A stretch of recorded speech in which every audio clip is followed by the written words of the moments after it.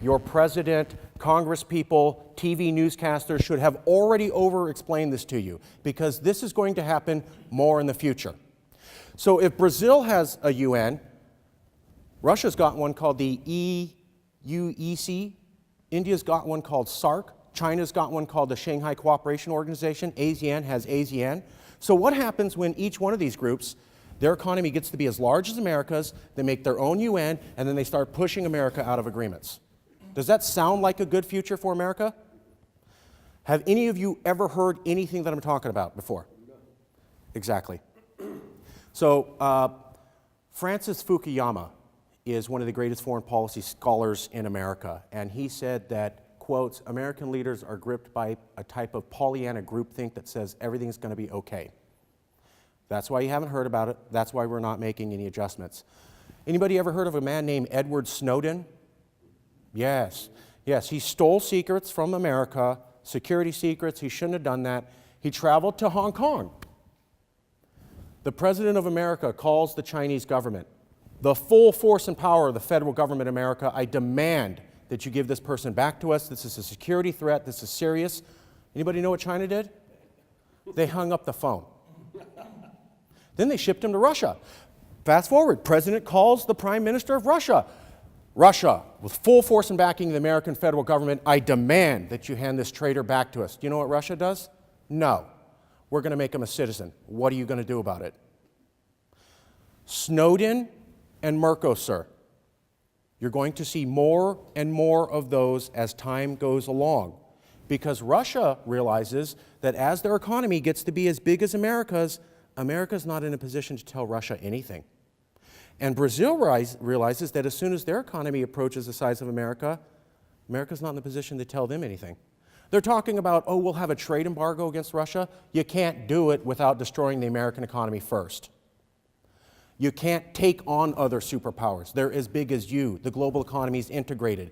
You're not in a position to bully or tell anyone anything. You can suggest, but that's it. It's going to get worse as India and China and ASEAN also rise up. And soon you'll have, and this is what American foreign policy scholars are saying is exceptionally dangerous, a multipolar world without any center. Hypothetical scenario. China kills 1,000 people in the streets, plain day, films it, puts it on TV. America says, that's horrible, China. We're going to take this to the UN, and we're going to get on you about this. And you know what China says? They said, go ahead. Go to the UN. Protest, get everybody to sign a resolution. Guess what? I don't care, because my Shanghai Cooperation Organization has as many nations as the UN. So whose UN is the world going to follow? Well, here's the thing. When all of the superpowers have nuclear power too, you can't use that as an option, because we will nuclear radiate ourselves. Plus, it only takes one fully loaded nuclear-powered submarine to launch its payload, and you've destroyed all life on the planet. So the nuclear option really isn't on the table for anybody, and it's increasingly being removed from America. Unless you want to irradiate the Earth and we can all die. That's where we're at. So now America's left with, please don't do it, or cajoling, or I'm going to talk about you bad at the UN, or I want a loan. But remember what we talked about with Bob? I don't care.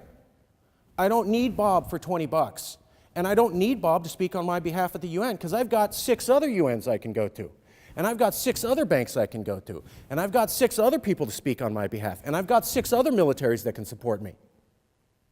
Now where's America at? Let me just ask you, does that sound like a safe picture for American strategic security? No. What did you say? No. But might keep us from running about invading other people to get their oil. Fair enough. Very expensive proposition. Does that seem to be working, though?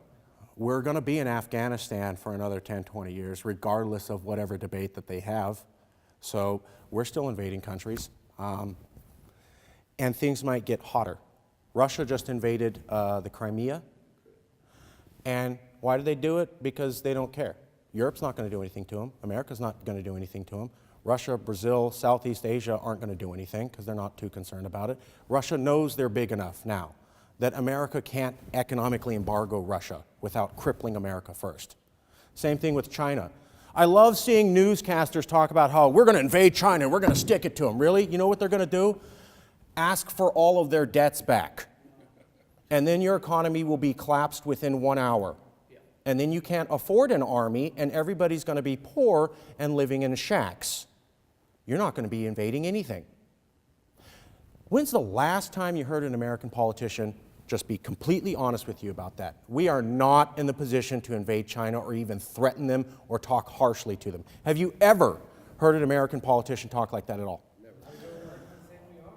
Why not? Because that's the truth. You are not in a position to tell any of these new superpowers anything.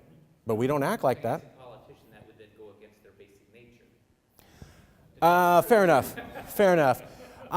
Let's change it to, have you ever heard of any statesperson, someone who cared about the long-term health of this country and was willing to be honest with the American public, telling them about the new reality that they don't want to hear about? Telling the American people, look, I know that you made the world safe for democracy in World War II, and you built these institutions, the UN, the IMF, the World Bank, in order to keep world peace. And yeah, it did. But guess what? Nobody likes you, and they don't like the institutions you built. That's exceptionally unpopular, but that's where we're at.